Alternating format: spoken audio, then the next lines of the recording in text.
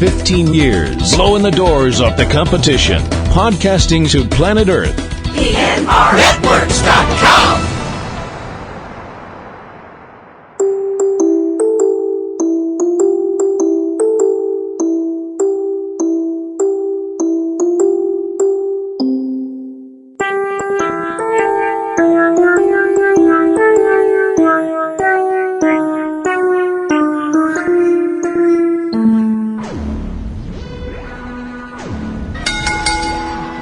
Now entering the PNR Networks arena, coming down the aisle from Revere, Massachusetts, weighing in at absolutely none of your business.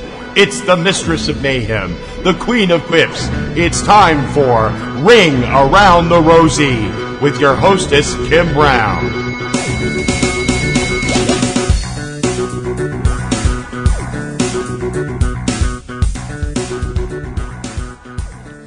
Hey everybody, welcome to another episode of Ring Around the Rosie. I am your hostess, Kim Brown, aka Platinum Rose Lady, coming to you on Thursday, the 18th of June, 2020. I'm sorry I've been away for a little while, guys. Just, real life being what it is and stuff being the way it is. I hope everybody's doing okay. I hope everybody's keeping safe during all these crazy times. You have to follow all the protocols that we're following and stuff like that. I definitely want everybody to be safe out there, and all the people out there that are involved in the protests, the Black Lives Matter protests and all that stuff like that, which are obviously very important.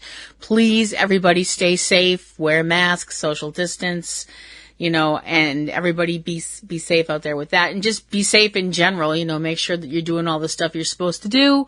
Social distance, wear a mask, wash your hands a lot, and call your grandma.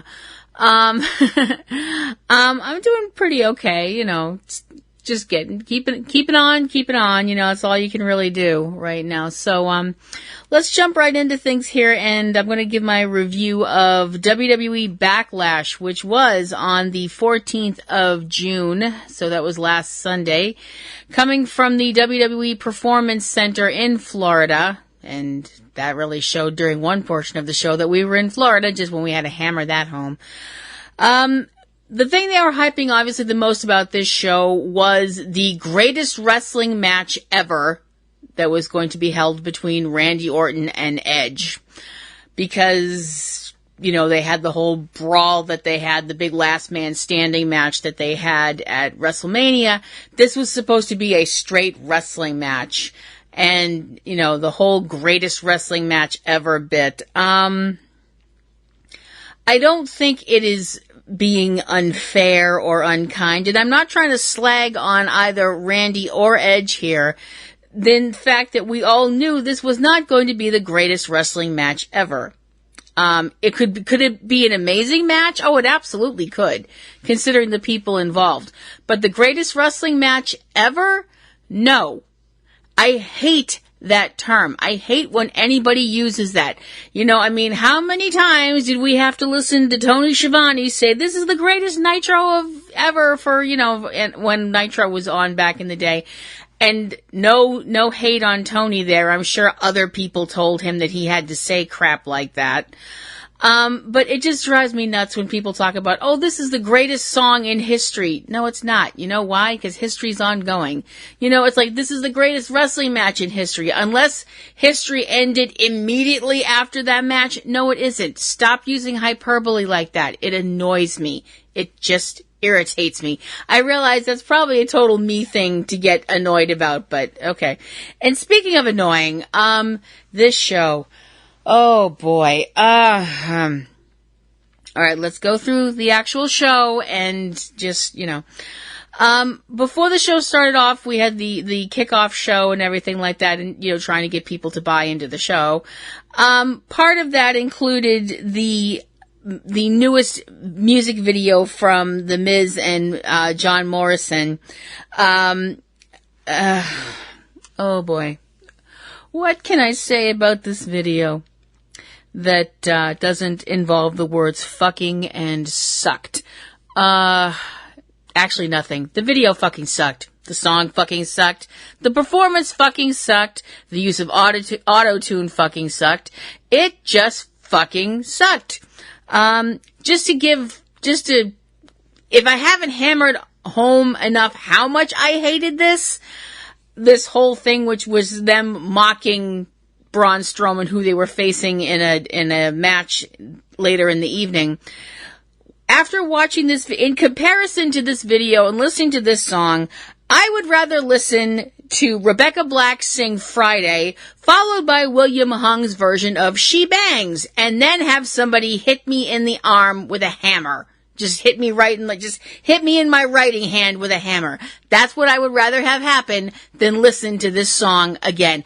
I would actually rather sit down and watch Batman and Robin twice than listen to that song again. People who know me know how deep that goes. Okay, so anyway, pre-show. So we have the kickoff of the pre-show with United States champion Apollo Crews going against Andrade, who is accompanied to the ring by Zelina Vega and Angel Garza. Why are you hanging out with these people? Kevin Owens was the guest commentator during this, and if anybody actually thought he wasn't going to get involved, I have a bridge to sell you. He said he was out there just to make sure that Angel Garza didn't, stick his nose in the match, which, was actually necessary. And the match was won by Apollo Crews after performing a spin-out powerbomb, beating Andrade via pinfall to keep the U.S. Championship. I really like Apollo Crews. I think that he's a really good athlete. I think he's really good on the mic. I just feel like even after they've given him the belt, it's kind of like he's not really given much of a time to, get his personality out there. That's just my own opinion for what it's worth. The opening of the show, the first match of the show, was Bayley and Sasha Banks, who are the women's tag team champions, going against Alexa Bliss and Nikki Cross. Woo! Supernatural family. What up, Nikki? And the Iconics, Billie Kay and Peyton Royce, who are still doing the Maleficent cosplay with the horns. I don't get it. So this is a triple threat match, which means that if anybody from any team gets pinned, the belts are going to go to that team. This was not bad. It was not bad considering all the people involved. Which is not a slag on any of them because they're all really great athletes, even though I really can't. I love, somebody mentioned how Bayley and her Karen haircut and all this stuff like that. And I'm like, it's so weird because the penny just dropped when they said that. And I was like, holy fuck. I was just like, oh my frog. That's it. That's what I have truly been hating about Bayley. I mean, I hate this heel turn with her because, I am supposed to hate her because she's a heel. But, I'm not supposed to hate her as much as I hate her, which is with the heat of 1,000 burning suns. Alright, that might have been a little bit strong, but now I'm like, oh my gosh, when they said that somebody says a little about the Karen haircut, I was like, that's it. That's it. That's where that violent hatred comes from deep within my heart. Oh my gosh. Alexa performed the Twisted Bliss move on Peyton Royce, and Sasha, who was not in the ring at the time, got back in the ring and did a roll-up, so Bayley and Sasha kept the belts and keep squawking about how they're really good friends still and nothing's going to tear them apart. So I give it about another month and a half before Sasha turns on Bayley. We'll see if I'm right. Following that was the Jeff Hardy versus Sheamus match. Alright. This is, I don't like saying, well, this is offensive. I don't, because my whole thing is what offends me is not going to offend you, is not going to offend him, is not going to offend her.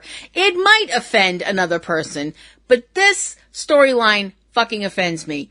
It really fucking offends me. The whole thing of Sheamus accusing Jeff's problems with substance abuse aren't exactly a state secret, but accusing him of still being someone that's abusing drugs and or alcohol. Yeah, because the Irish never have problems with alcohol, right, Seamus? I can say that. I'm part Irish, so don't yell at me. When all culminated in Jeff Hardy allegedly having to piss in a cup and throwing his piss in Sheamus's face last week on SmackDown, I was just like, oh gosh, this is why I tell people that I watch Japanese wrestling in AEW, and that's just it. So we get this match, which was not a bad match, except for the fact that Sheamus won it. I really don't understand the storytelling involved here. You have Sheamus, who has been acting like an absolute ass clown to Jeff Hardy for weeks and weeks and weeks, and then the bully wins the match that culminates this whole hero's journey. The fuck? What? Because I have this uncomfortable feeling of where they're going to go with this. Like, if they start intimating that Jeff's going to have a spiral and have a relapse or something, I am going to be beyond fucking pissed off if they do that. Please, writers, please don't do that. That's cheap. Please don't do it. I was just really disappointed with the ending of the match. I thought it sucked. I really thought it sucked. And speaking of sucked, which is really lousy for the next coming match because one person in it is amazing. And that would be the women's championship match with Asuka going against Nia Jax. Now, there was some more controversy with Nia. I was calling her Nia. It's Nia. I'm sorry. With Nia a couple of weeks ago, the whole thing with Kairi Sane, her hurting Kairi Sane, although Kairi wound up saying that it was her fault that she got hurt. Yeah, okay. I'm not buying that. I don't know if anybody else is buying that, but you know.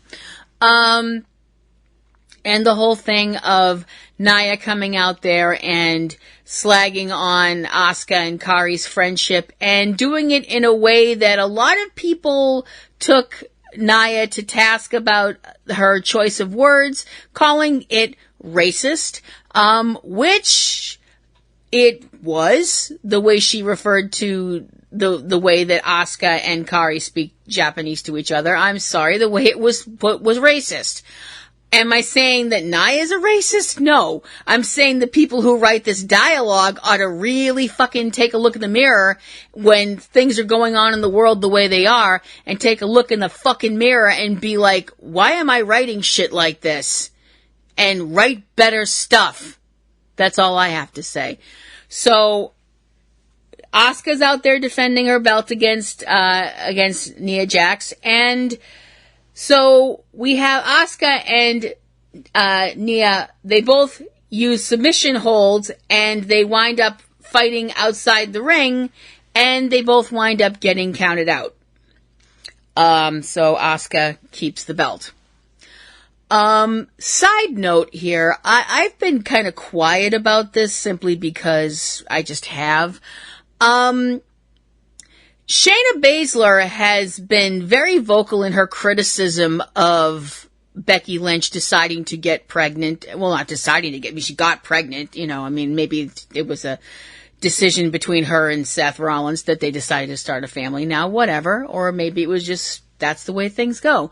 The things that Shayna have said about Becky and Becky's decisions and Becky's choices have been vile. I mean, there's no other word for it, just vile. I mean, she's entitled to her opinion. I'm entitled to mine. I think her opinions are vile. Moving on. So, the next match was Braun Strowman putting his Universal Championship against The Miz and John Morrison in a handicap match. And I was a little bit like, why the fuck is this now? This man is the Universal Champion. What the fuck?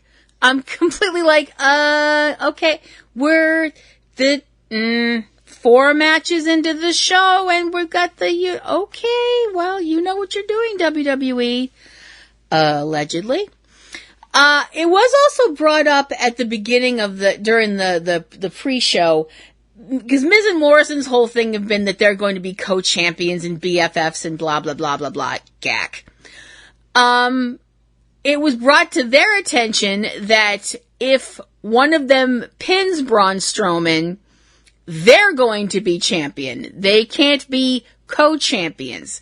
And of course, they both played it off like, oh, well, we're okay with that. I hope you win. Oh, I hope you win. I mean, it was like crying out loud, guys. You sound like a couple of beauty pageant contestants being like, oh, I hope you win. Oh, I hope you win too. And then walking away going, bitch. You know, phew. So it was basically a lot of them double teaming Braun because let's face it, they have to, because I'm not even sure if standing on each other's shoulders, if they're both as tall as Braun, I'm not sure. So for a while they actually seemed to be kind of working together until John Morrison tried to pin Braun, and then it got broken up by Miz because he realized, oh wait, I don't get the belt if John wins. You know, we can't co-champion. So then Miz is all like, oh, I'm sorry, and he all apologizes and all this stuff like that. And so Braun's kind of like, yeah, you know what, I'm still here, and grabs Miz and does a chokeslam, manages to somehow chokeslam him and not have Miz's spine shoot out his nose, which I would have laughed, but then again, I can be kind of sick. And then running power slam onto John Morrison, pinfall, title, still in these hands of Braun Strowman. Good luck to anybody trying to get them out of his hands. Next was the, I'm still like, am I missing something here? I mean, we all figured that the Orton Edge match was going to be last, but I was still like, really, this is now? Okay. With Drew McIntyre going against Bobby Lashley, Drew defending his WWE Championship, Bobby was accompanied by MVP, just MVP, not Bobby and MVP and Bobby's wife, Lana, because Bobby and MVP are all like, you need to stay in the back. So, before anything even gets going, before the bell even rings, Bobby Lashley jumps on Drew and slaps on a full Nelson and basically was like swinging and just, holding on to Drew like he was trying to just, break his neck right there. Once they managed to get Bobby off of him enough so that the referee could go ring the bell, we had a lot of basically the same thing happening, just Lashley beating the holy crap out of Drew for a while. The thing is, every time Bobby went for a pin, Drew would keep kicking out, and the more that kept happening, and the fact that every time it happened, it was, one count, kick out, one count, kick out, on and on and on.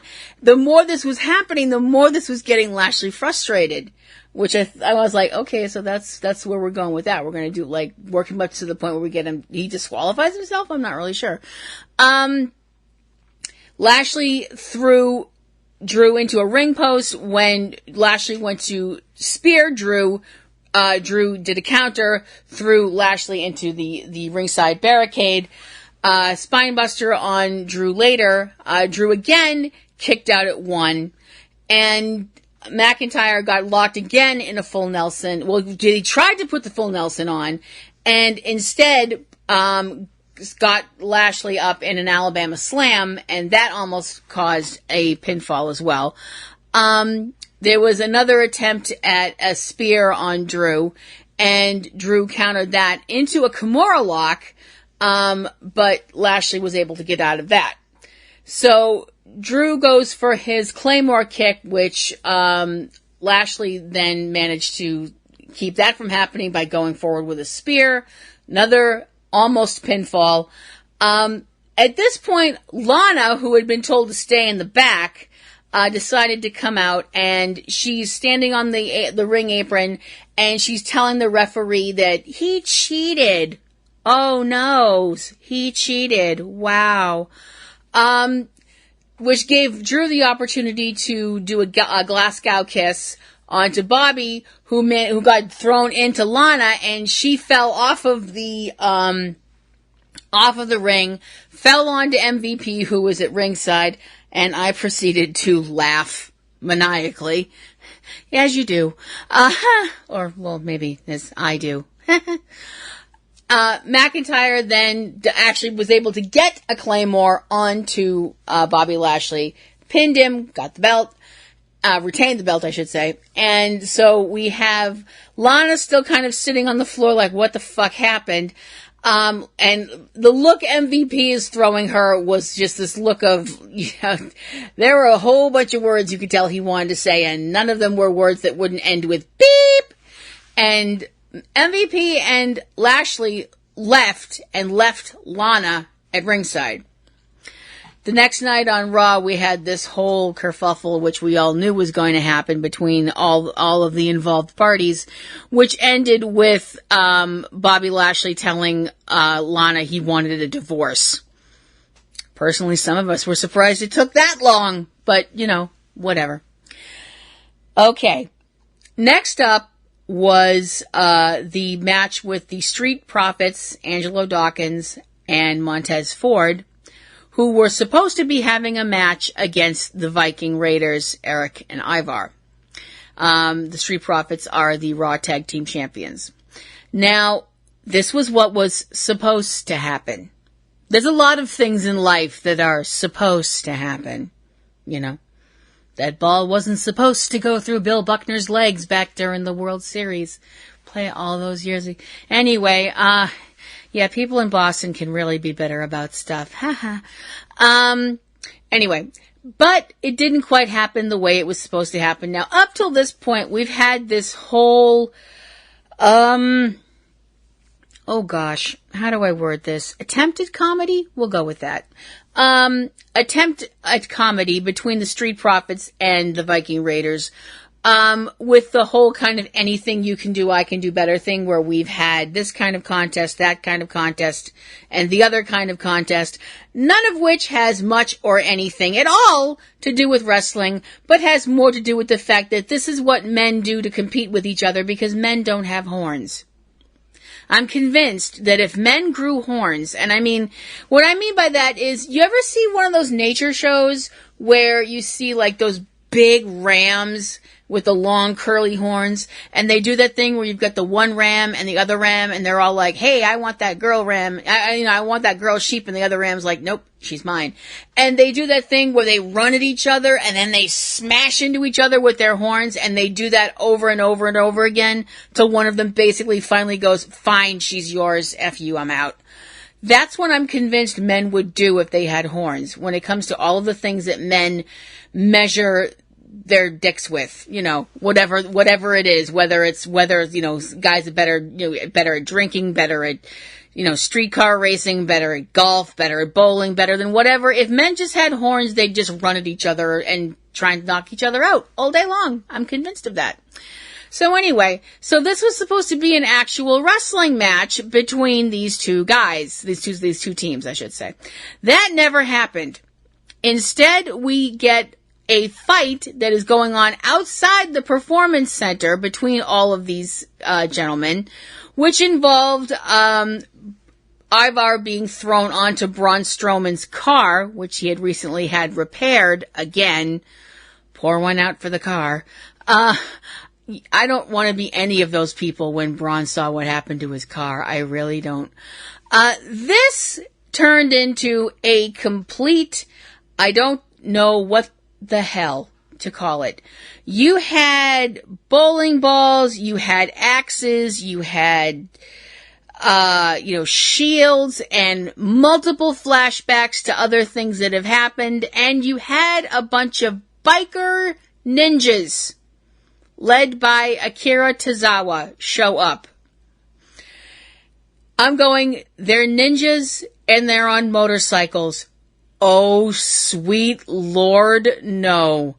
Now, the reason I'm saying that is because I know I've probably mentioned this before, but if I haven't and you're new to the show, here's something about me you didn't know. Da-da-da-da-da-da. I am a big fan of Mystery Science Theater 3000. I'm also a big fan of Riff Tracks. There is a Riff Tracks show, performance, however you want to word it, We've been to see it at Riff Tracks Live, of a movie called Miami Connection. And for all of the people out there who say that The Room is the Citizen Kane of bad movies, they're accurate, not completely right, because I will contend that Miami Connection is slightly more jaw-droppingly what the hell is going on than even The Room. And part of the film involves ninjas on motorcycles. And I'm sorry, the second I saw the ninjas on motorcycles, I'm going, ninjas, motorcycles, Florida. Oh, Lord, it's Miami Connection too. So the Street Profits and the Viking Raiders decide they're going to be the Viking Prophets. And we're not going to do the Dragon Ball fusion dance, right, guys? Please, can you promise me we're not going to do that? Please? The end of it all saw the ninjas being defeated until Tozawa brought out his secret weapon, although how a 7-foot human being is a secret anything is beyond me. And the Viking Prophets, or the Street Raiders, or whatever they're called now, I don't know, booked it out of there and wound up fighting on top of a production truck, and basically threw each other, jumped into a dumpster, and we got the whole Ivar is cute and Eric is not so much from the female referee, which we also had a flashback to during all of this. And it turns out that the teams are not alone in the dumpster, that there's something else in the dumpster with them. Some people have said it was some kind of a tentacled creature, to which my response was, I've seen enough hentai, I know where this is going. I thought to me that it looked like it was the tail of, I was like, is it supposed to be an alligator? Because, I mean, they are in Florida, but I don't think an alligator could get in a dumpster? I don't know. I'm sorry, I grew up in the suburbs of Massachusetts. I've never seen a wild alligator. I don't know if they get into dumpsters or what other kind of mischief they get into. But they all panicked, and we see them scrambling out, and we go back to the announcer's table, and the announcers confirmed that the tag team match would not be occurring. What? Just what? I mean, seriously. I understand that we're trying to do things differently right now, because we have to do things differently because of COVID and no crowds and all that. And I understand that the cinematic match concept is really hot right now. But the cinematic concept only works when it's not fucking stupid. Guess what this was? This was fucking stupid. And then to get to the end of it and then have them being like, yeah, there's not going to be a tag team championship match. I mean, somebody actually might care about that. Not me, but somebody might. So we have the main event, which is the greatest wrestling match ever between Randy Orton and Edge. And, okay, so, was it the greatest? No, not really. I mean, like I said, it was a great match. It was really a well done match, except once again, the wrong person won. Could you please explain to me what the fucking point is of building up Randy Orton to the point where he's just, a complete asshole, psychopathic monster, and then have Edge get pinned by him after everything? After also the fact that Randy couldn't do it without hitting Edge in the junk and then pinning him. I'm sorry. I don't understand the writing that goes on with the WWE anymore. I seriously, honest to goodness, don't. I am giving this show a D. I'm serious.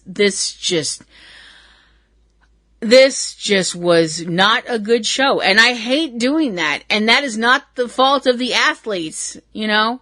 And the fact that Edge wound up suffering a very real injury during this match, which could keep him out for a very long time, which sucks.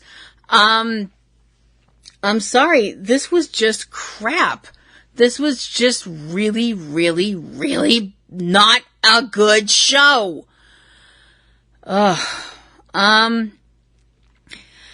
So, moving forward, just a few other things. AEW this week, on the other hand, was a really interesting show, as usual. I mean, they're really hyping up Fyter Fest, which is obviously a fantastic thing. I want to bring up one thing, though, that I've actually been thinking about, and I can't believe I didn't think about it earlier. So far, we've had this whole thing with Sammy Guevara and all of the things that he's been chased by. You know, he's been chased by a golf cart. He's been chased by a horse. He's been chased by something that was kind of like a golf cart, but not quite like a golf cart, but it was like, you know, bigger, you know. But I mean, this keeps happening, and somebody needs to put together a speeded up version of all of this stuff, and they need to put behind it the song Yakety Sax. Trust me, that's just going to be gold if that ever occurs. Apparently, they're also going to be doing a match now, and I think it's going to be next week on AEW Dynamite with Sammy going against Matt Hardy, and it's going to be a version of Matt Hardy. Sammy's apparently going to pick which version. I'm sorry, it doesn't really matter, Sammy. You're going to get hurt. You know, I probably should say that without the laugh in my voice. Let me try it again. It doesn't matter, Sammy. You're gonna get hurt. Wow. I almost actually sounded like I was concerned about him. Acting! I'm sorry. I'm such a bitch.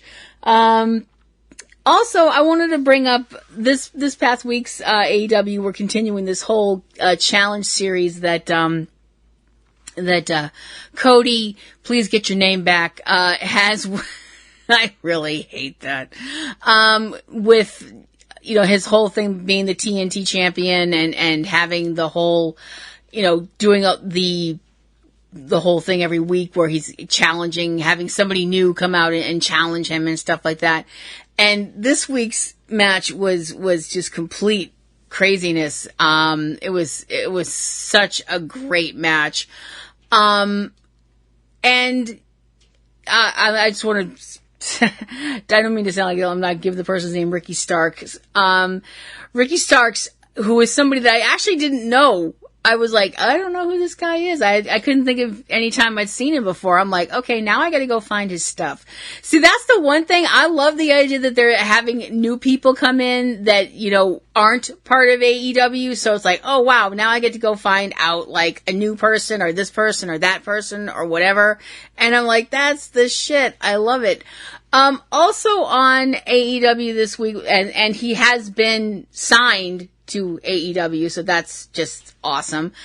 Another wrestler who has been signed to AEW is a young woman named Abaddon, who made her debut on Dynamite and is terrifying. And, and I mean that in the nicest possible way, because those of us who are Supernatural fans and what her name is what, because there was a very dangerous character that was on Supernatural named Abaddon. It wasn't spelled the same way, but it gets the idea across, and I was like, oh great, could somebody please go call Sam and Dean Winchester? Because, oh fuck. She is really good and really friggin' scary. So I would like to, just throwing my own 2 cents out there, I would like to suggest the next person that Cody should face in his open challenge for the TNT Championship.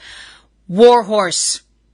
We want a match with Cody versus Warhorse. Bring in Warhorse. We want Warhorse. Well, specifically, I want Warhorse.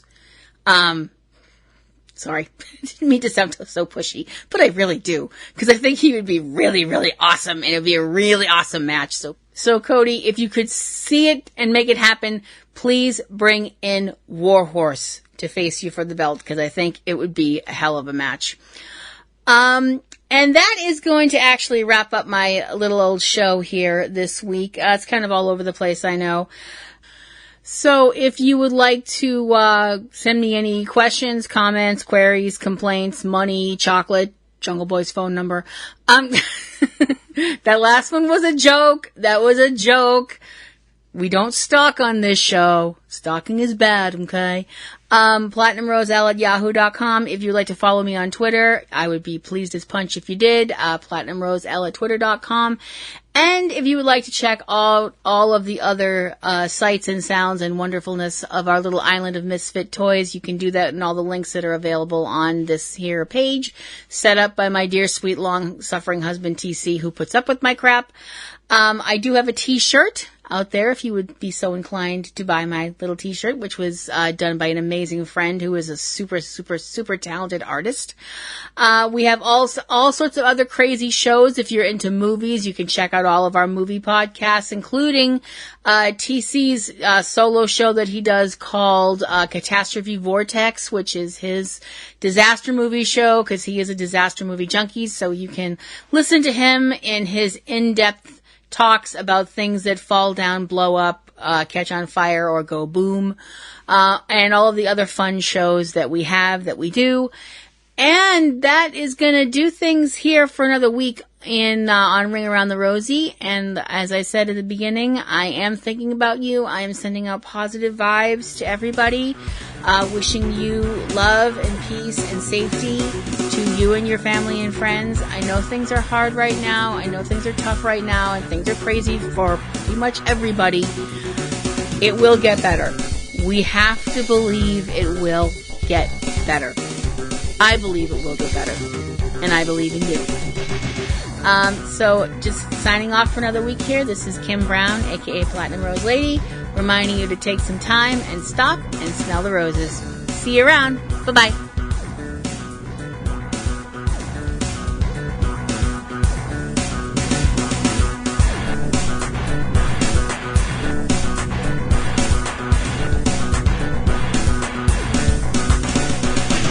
You have been listening to Ring Around the Rosie with Kim Brown, a production of PNR Networks. Keep in touch with all things about the show at http://ringaroundtherosie.net. Ring Around the Rosie intro performed by Eric Lyon. Ring Around the Rosie theme by Digital Juice. Join Kim for a new Ring Around the Rosie every Wednesday. Ring Around the Rosie is copyright 2018 PNR Networks, Boston, Massachusetts, USA.